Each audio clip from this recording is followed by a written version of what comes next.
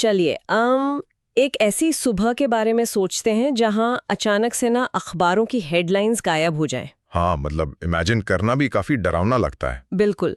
और सोचिए देश के बड़े नेता जेल में हों और एक आम इंसान के पास अपने बेसिक राइट्स एनफोर्स करने का कोई रास्ता ही ना बचे। राइट, और सबसे शॉकिंग बात यह है कि ये किसी डिस्टोपियन नॉवल का प्लॉट नहीं है। ये 1975 में आई एक एक्चुअल सिचुएशन थी। एग्जैक्टली। तो यहाँ सबसे बड़ा सवाल ये उठता है कि क्या सच में हमारा कॉन्स्टिट्यूशन किसी भी सरकार को इतनी ताकत देता है कि वो देश को एक एब्सोल्यूट कंट्रोल में ले सके, या फिर इस इमेंस पावर के पीछे कोई लक्ष्मण रेखा, कोई मजबूत सेफगार्ड छुपा हुआ है। यही एक सेंट्रल कॉन्स्टिट्यूशनल मिस्ट्री है और आप देख रहे हैं वकील साहब यूट्यूब चैनल। और आज अपनी कॉन्स्टिट्यूशनल लॉ सीरीज में हम बात करने वाले हैं emergency provisions under the constitution of India की एक बहुत गहरी चर्चा में। हाँ, और इस डीप डाइव में हम अपने सोर्सेज जैसे हिस्टोरिकल डॉक्यूमेंट्स, कॉन्स्टिट्यूशनल अमेंडमेंट्स और लैंडमार्क सुप्रीम कोर्ट जजमेंट्स के जरिए समझेंगे कि ये प्रोविजंस एक्चुअली काम कैसे करते हैं। बिल्कुल। हम 3 तरह की इमरजेंसीज, 44th अमेंडमेंट एक्ट का जादू और एग्जाम में पूछे जाने वाले सबसे इंपॉर्टेंट केस लॉज जैसे एसआर बम्बई और एडीएम जबलपुर को कवर करेंगे। तो चलिए सीधे कोर इशू पर आते हैं। जब देश किसी एक्स्ट्रा ऑर्डिनरी खतरे में हो, जैसे कोई वॉर छिड़ जाए या भारी अटैक हो, तो नॉर्मल लॉज तो ऑब्वियसली काम नहीं कर सकते, है ना? सही बात है। एक स्पेशल फ्रेमवर्क चाहिए होता है और स्पेशल फ्रेमवर्क का जिक्र मिलता है हमारे कॉन्स्टिट्यूशन के पार्ट 18 में। अच्छा, पार्ट 18। हाँ, आर्टिकल्स 352 से लेकर 360 तक का जो पूरा हिस्सा है ना, वो सिर्फ इमरजेंसी प्रोविजंस के लिए डेडिकेटेड है। राइट। अब यहाँ एक बहुत ही इंटरेस्टिंग हिस्टोरिकल रेफरेंस आता है।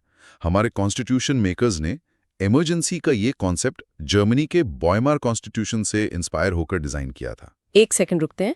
Weimar Germany. हाँ, वही। मैंने हिस्ट्री में पढ़ा है कि वायमार रिपब्लिक के कॉन्स्टिट्यूशन का आर्टिकल 48 ही वो लूप होल था जिसका फायदा उठाकर आगे चलकर हिटलर ने डिक्टेटरशिप एस्टैब्लिश की थी। बिल्कुल सही याद है। तो फिर हमारे फ्रेमर्स ने एक ऐसे सिस्टम से इंस्पिरेशन क्यों नहीं जो ऑलरेडी इतना डिजास्ट्रसली फेल हो चुका था?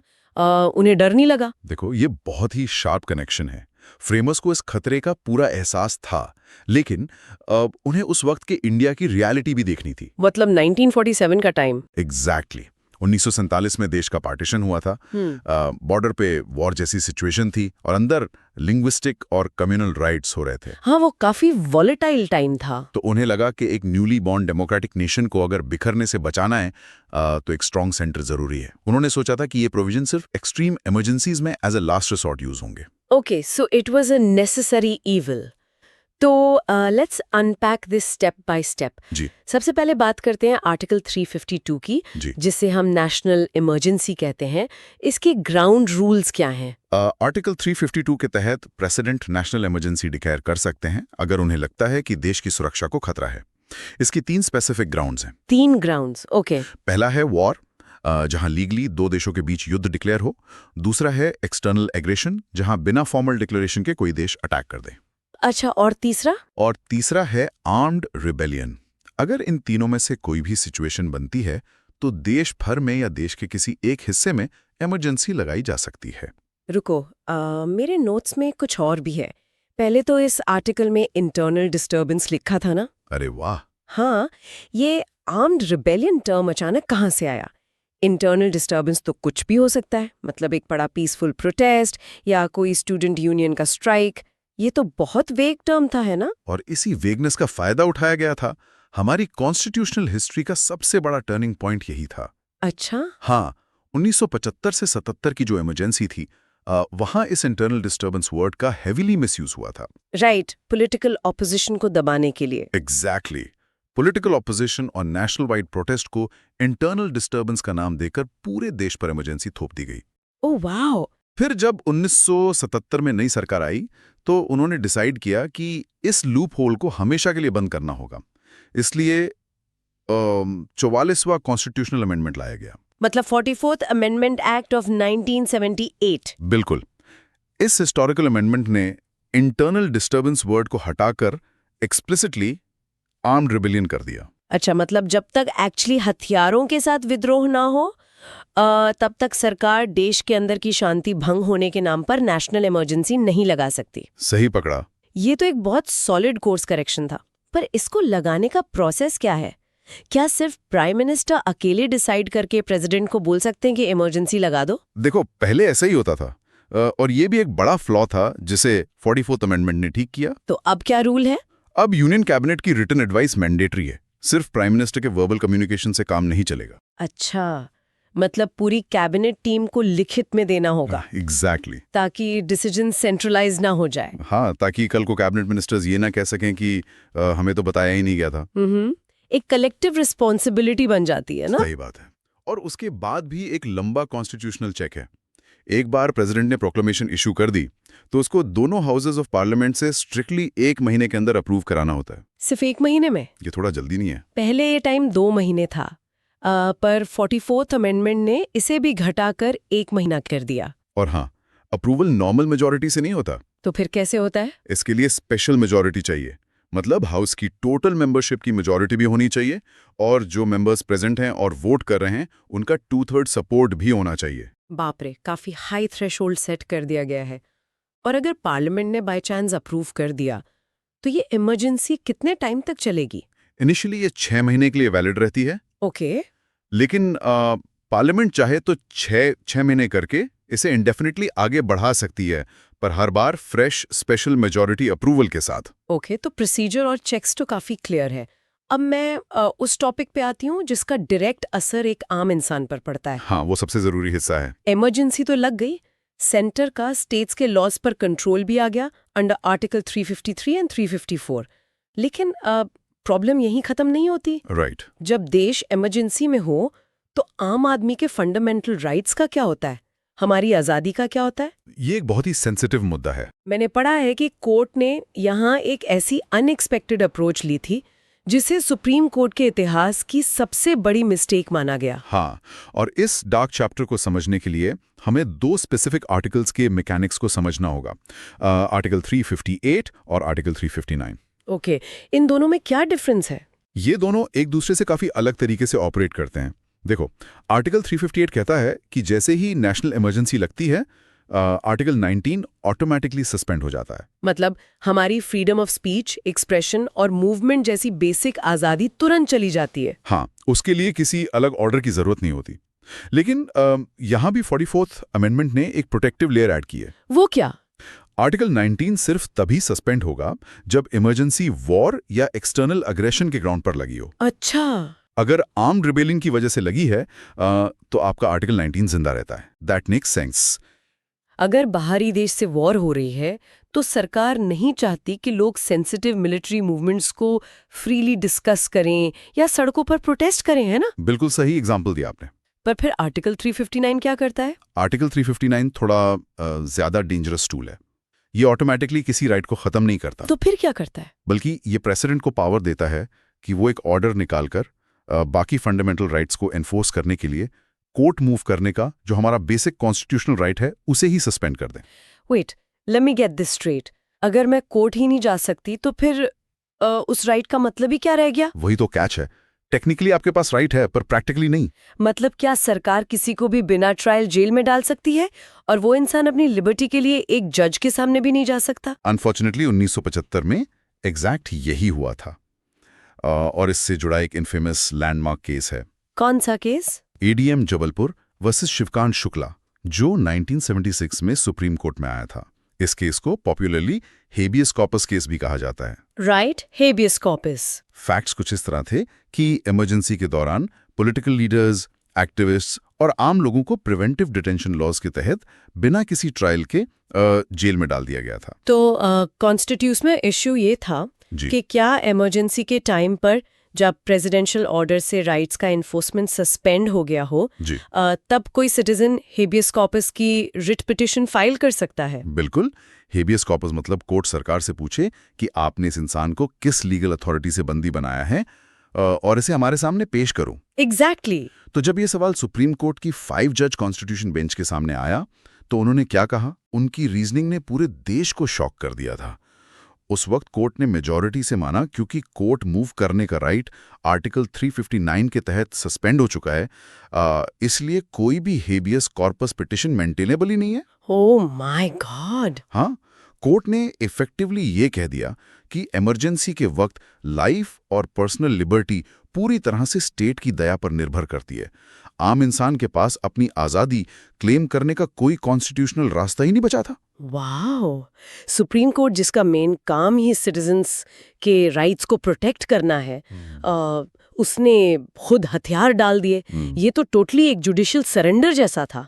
काफी लॉयर्स और स्कॉलर्स आज भी इसे जुडिशियल सरेंडर ही मानते हैं। पर आज का लॉ क्या कहता है? क्या सरकार आज भी इतनी पावरफुल है? नहीं, आज ऐसा करना बिल्कुल नामुमकिन है।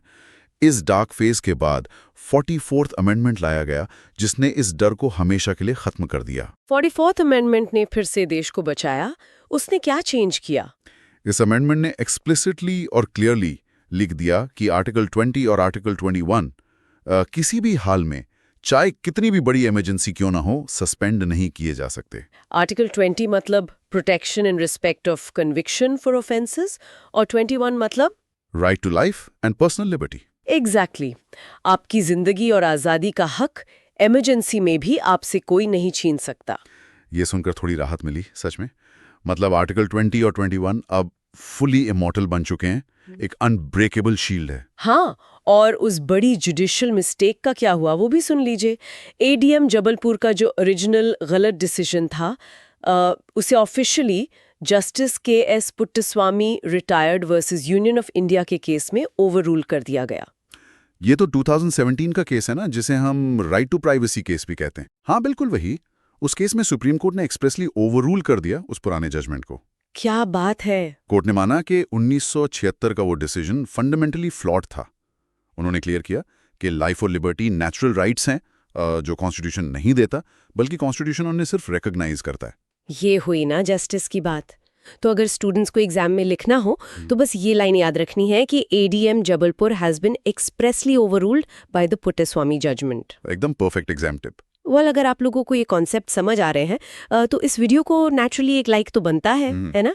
और कमेंट्स में हमें ज़रूर बताएं कि आपके हिसाब से ये 44th अमेंडमेंट कितना ज़रूरी था हमारी डेमोक्रेसी के लिए। बिल्कुल, कमेंट करके अपना व्यू ज़रूर शेयर करें। ओके, तो अब सवाल उठता है, नेशनल खतरा तो समझ आ गया, पर अगर किसी एक पर्टिकुलर स्टेट की गवर्नमेंट रूल्स के हिसाब से काम करना बंद कर दे तो क्या होगा? ये भी एक काफ़ी कंट्रोवर्शियल एरिया है। हाँ, मेरा मतलब है कहीं सेंटर अपनी इस कॉन्स्टिट्यूशनल पावर का मिसयूज करके राइवल पॉलिटिकल पार्टीज की सरकार तो नहीं गिरा देगा। सिंपल बोलूं तो अगर प्रिंसिपल को लगे कि क्लास मॉनिटर क्लास नहीं संभाल पा रहा तो क्या प्रिंसिपल डायरेक्ट कंट्रोल ले लेगा?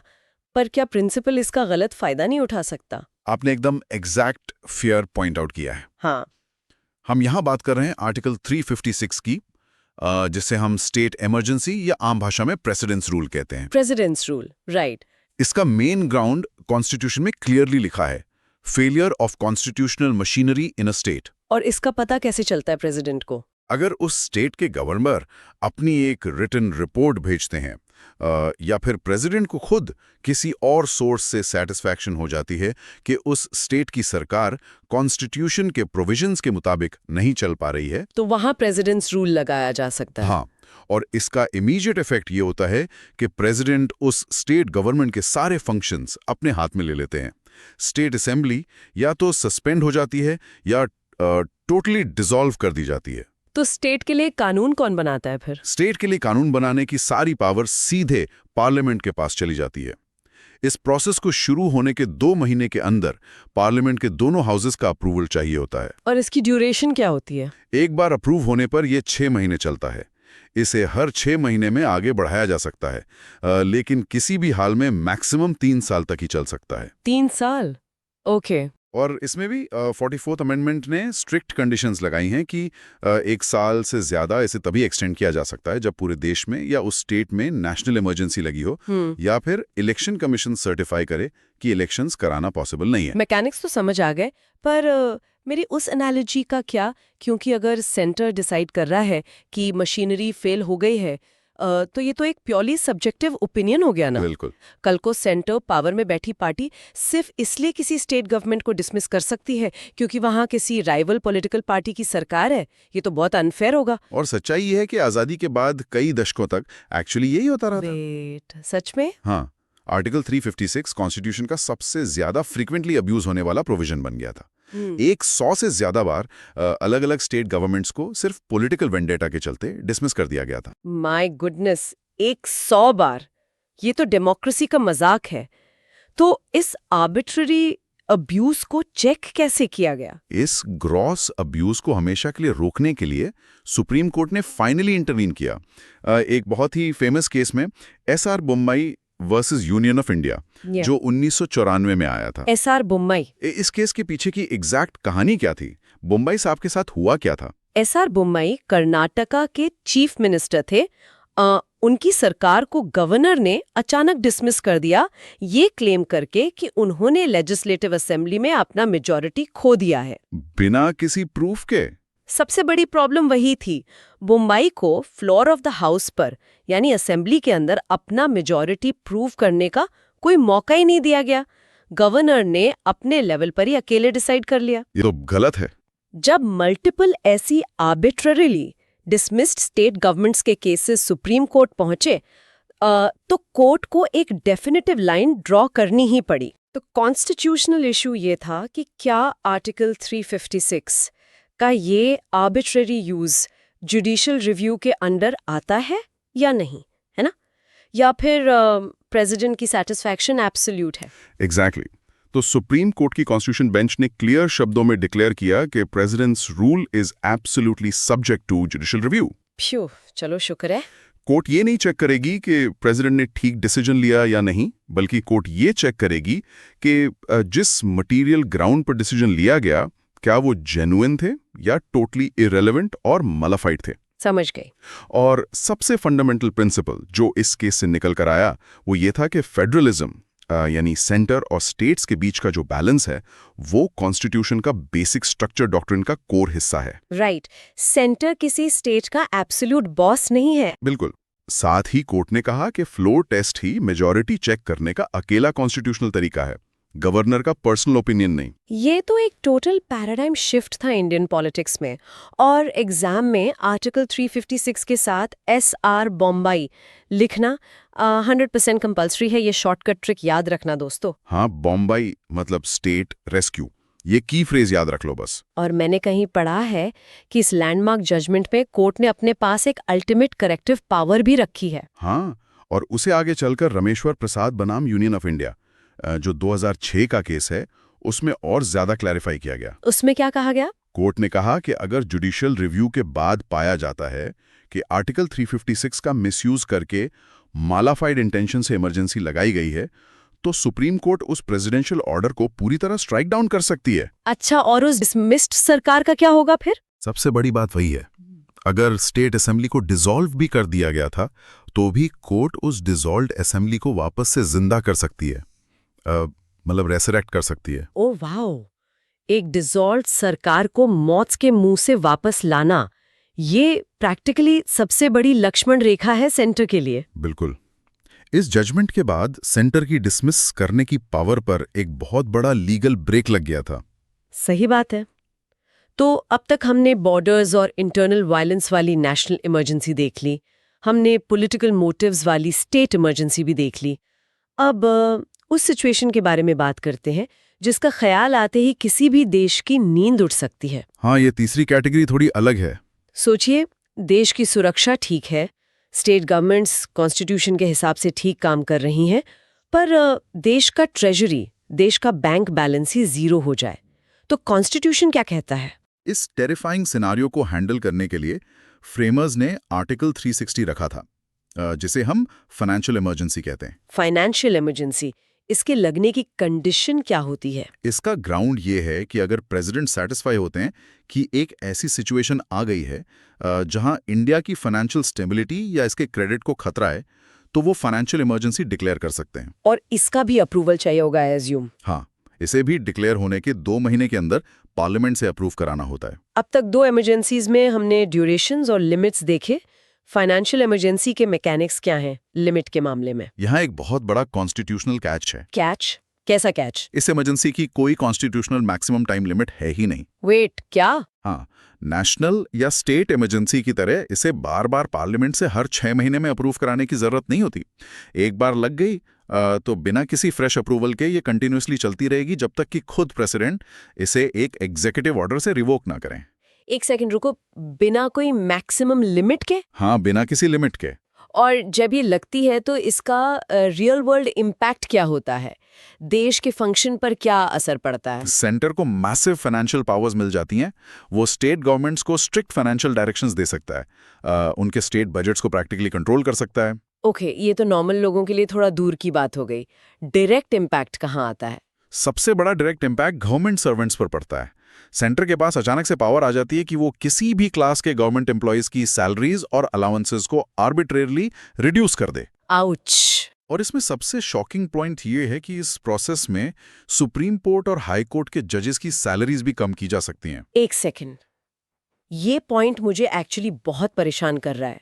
क्यों, क्या हुआ? हमारा पूरा democratic system separation of powers पर बेस्ड है ना? जुडिशरी तो कंप्लीटली इंडिपेंडेंट होनी चाहिए गवर्नमेंट से। बिल्कुल, प्रिंसिपल तो यही कहता है। अगर कल को कोई अथॉरिटेरियन सेंटर गवर्नमेंट आए और वो फाइनेंशियल इमरजेंसी लगाकर सुप्रीम कोर्ट के जजेस की सैलरीज कट करने का डर दिखाए, तो क्या वो इनडायरेक्टली जजेस को प्रेशर में नहीं ला सकती? ये एक बहुत ही वैलिड कंसर्न है ना? वो उनके जजमेंट्स इन्फ्लुएंस कर सकती है। अगर जुडिशरी ही इस तरह कॉम्प्रोमाइज्ड हो गई तो फिर कॉन्स्टिट्यूशन का बेसिक स्ट्रक्चर कौन बचाएगा? देखो, ये आपने एक बहुत ही गहरा और क्रिटिकल पैराडॉक्स आइडेंटिफाई किया है। और ये लीगल डिबेट लॉ सर्कल्स में हमेशा उठती रहती है। लेकिन यहीं पर इंडियन कॉन्स्टिट्यूशनल ज्यूरिस्प्रूडेंस अपने आप को खूबसूरती से बैलेंस करता है। वो कैसे बैलेंस करता है? ऐसा नहीं है कि इमरजेंसी लगने पर आप किसी भी एक्सट्रीम लेवल तक जा सकते हैं। इसी वजह से लैंडमार्क केसेस जैसे Kesavananda Bharati versus state of Kerala जो 1973 में आया था, और Minerva Mills versus Union of India 1980, ये केसेस कॉन्स्टिट्यूशन की बैकबोन माने जाते हैं। अच्छा, केशवानंदा भारती केस, जिसमें कोर्ट ने बेसिक स्ट्रक्चर डॉक्ट्रिन बनाया था कि पार्लियामेंट कॉन्स्टिट्यूशन को अमेंड कर सकती है पर उसके बेसिक कोर स्ट्रक्चर को डिस्ट्रॉय नहीं कर सकती। एग्जैक्टली। और इंडिपेंडेंस ऑफ जुडिशरी उस बेसिक स्ट्रक्चर का एक completely non negotiable core part है। तो इसका इमरजेंसी से क्या रिलेशन हुआ? अगर सरकार आर्टिकल 360 की पावर्स का मिसयूज करके जुडिशरी की इंडिपेंडेंस पर किसी भी तरह का एक्सटर्नल प्रेशर बनाने की कोशिश करती है, चाहे वो सैलरीज कट करके हो या लीगल थ्रेट्स देकर, तो सुप्रीम कोर्ट उस एग्जीक्यूटिव एक्शन को बेसिक स्ट्रक्चर डॉक्ट्रिन के तहत as a violation strike down कर सकती है। अच्छा, मतलब कोर्ट उस ऑर्डर को ही रद्द कर देगी? हाँ, कोर्ट हमेशा एक कॉन्स्टिट्यूशनल वॉचडॉग की तरह इस इमेंस पावर पर नजर रखेगी। लेकिन इन सब थियोरेटिकल डिबेट्स के बीच एक बहुत ही प्राउड प्रैक्टिकल फैक्ट भी है हमारे देश का। वो फैक्ट क्या है? वो फैक्ट ये है कि आज़ादी के इतने दशकों बाद, चाहे हमने कितने ही वॉर्स देखे हों, और यहाँ तक कि 1991 का वो सीवियर इकोनॉमिक और बैलेंस ऑफ पेमेंट्स क्राइसिस भी देखा हो, जब हमारे पास सिर्फ कुछ हफ्तों का फॉरेन एक्सचेंज बचा था। हाँ, वही फेस। उस वक्त भी इंडिया के इतिहास में आज तक कभी भी फाइनेंशियल इमरजेंसी यानी आर्टिकल 360 इन्वोक नहीं की गई है। उससे 0 टाइम्स यूज किया गया है। ये सच में एक इनक्रेडिबल फैक्ट है और हमारी कॉन्स्टिट्यूशनल मैच्योरिटी और इकोनॉमिक रेजिलियंस का एक बहुत बड़ा प्रूफ है। बिल्कुल। तो अगर हम इस पूरे डीप डाइव के सारे पॉइंट्स को एक साथ कनेक्ट करें, हमने शुरू में एक सवाल पूछा था कि क्या कॉन्स्टिट्यूशन सरकार को इमरजेंसी के नाम पर एब्सोल्यूट अनचेक्ड पावर देता है? और उसका जवाब इस पूरे एनालिसिस के बाद बहुत क्लियरली निकल कर आता है कि नहीं। पार्ट 18 में दिए गए आर्टिकल्स 352 से 360 तक एक्स्ट्राऑर्डिनरी पावर जरूर देते हैं, क्योंकि फ्रेमर्स जानते थे कि देश को बचाने के लिए फ्लेक्सिबिलिटी चाहिए, राइट? हाँ। लेकिन हिस्ट्री ने हमें हार्श लेसन्स भी सिखाए कि उन पावर्स का अब्यूज कैसे हो सकता है। और उस अब्यूज का आंसर हमारा अपना डेमोक्रेटिक सिस्टम ही लाया था। सही कहा। 44th कॉन्स्टिट्यूशनल अमेंडमेंट एक्ट ने एक प्रोटेक्टिव शील्ड बनाई जिसने इंश्योर किया कि आर्म्ड रिबेलियन के बिना लॉकडाउन नहीं लग सकता और किसी भी हाल में आर्टिकल 20 और 21 यानी हमारी लाइफ और लिबर्टी खत्म नहीं हो सकती। और उसके बाद जुडिशरी ने खुद एसआर बॉम्बे केस से फेडरलिज्म को बेसिक स्ट्रक्चर बनाकर स्टेट्स को प्रोटेक्ट किया, है ना? और पुट्टास्वामी जजमेंट ने पास्ट की उन जुडिशियल गलतियों को धोया जहां उन्होंने सिटीजन राइट्स को अबैंडन कर दिया था। ये सब एग्जैक्टली यही प्रूव करते हैं कि एक मैच्योर डेमोक्रेसी में कॉन्स्टिट्यूशन कोई स्टैटिक किताब नहीं बल्कि एक लिविंग डॉक्यूमेंट होता है जो अपनी ही गलतियों से कंटिन्यूअसली सीखता और इवॉल्व करता है। ये टोटली एक परफेक्ट सिंथेसिस है आज के डिस्कशन का। और जाने से पहले स्टूडेंट्स के लिए एक क्विक रिवीजन टिप दे देता हूं। आर्टिकल 352 नेशनल के लिए, आर्टिकल 356 स्टेट के लिए और आर्टिकल 360 फाइनेंशियल इमरजेंसी के लिए। एग्जाम में क्वेश्चन आए तो आर्टिकल 19 और 20 और 21 का डिफरेंस और 44th अमेंडमेंट जरूर हाईलाइट करना, क्योंकि एग्जामिनर डेफिनेटली वही देखना चाहता है। Awesome advice.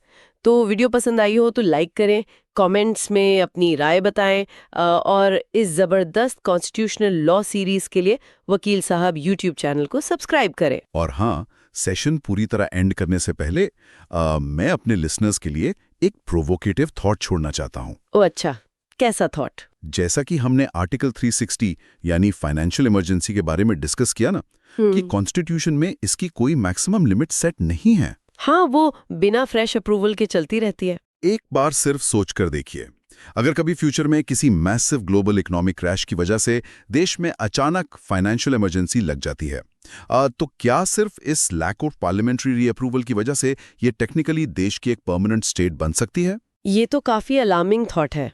क्या एक फ्यूचर एग्जीक्यूटिव इस लूप होल का फायदा उठाकर इस प्योरली फाइनेंशियल पावर को हमेशा के लिए होल्ड करके रख सकती है बिना दोबारा वोट कराए? ये सच में एक रोंगटे खड़े कर देने वाला लीगल लूप होल लगता है मुझे तो। अगर बार बार अप्रूवल नहीं चाहिए तो प्रैक्टिकली उस इमरजेंसी को फोर्स में रखेगा कौन? और सबसे बड़ा सवाल, उसे खत्म कौन करेगा जब तक उनका अपना मन ना करे? एग्जैक्टली वही बात है। इस हॉरिफाइंग सिनेरियो और इस पावर डायनामिक के बारे में जरूर सोचेगा और खुद अपने एनालिसिस एक्सप्लोर करिएगा। मिलते हैं अगले डीप डाइव में एक नए और कॉम्प्लेक्स टॉपिक के साथ। Keep questioning and keep exploring.